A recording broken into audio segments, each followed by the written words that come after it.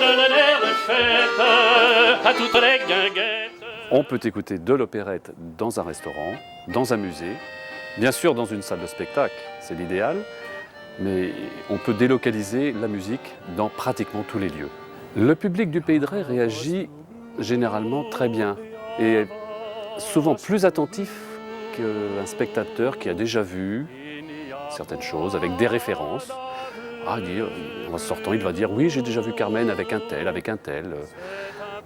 Dans le Pays de Ré, nous avons la chance d'avoir un public qui a connu l'époque de Gralin où ils allaient écouter des opérettes.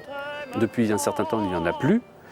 Donc ils se rabattent sur nous et c'est avec un grand plaisir que nous leur offrons le plus de choix possible. C'est un art qui ne doit surtout pas rester dans les grandes villes. Parce qu'à la base, l'opéra, qui plus est l'opérette, c'est un art populaire. C'est populaire vraiment pour tout le monde. Il n'était pas rare, il y a 50 ans, d'entendre les peintres en bâtiment chanter comme la plume au vent, etc. Ça se fait plus maintenant. Maintenant, tout est calibré, on n'a plus le droit.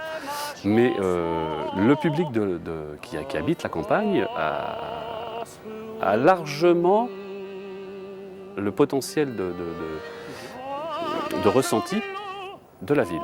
Et le public étant plus près, on ressent tout de suite si l'émotion passe ou pas. C'est-à-dire qu'on entend presque notre propre respiration, elle se fait avec le public.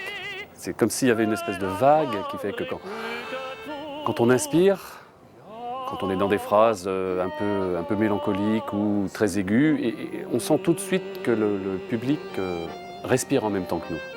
Et ça, c'est fabuleux, parce que ça veut dire qu'il réagit aussi en même temps. Alors que dans les salles plus grandes, dès qu'il y a la fosse d'orchestre à passer, des plateaux plus importants, ça, on ne le ressent pas directement. On s'en aperçoit à la fin quand ils applaudissent, mais on n'a pas le direct. Voilà. C'est ça qui manque.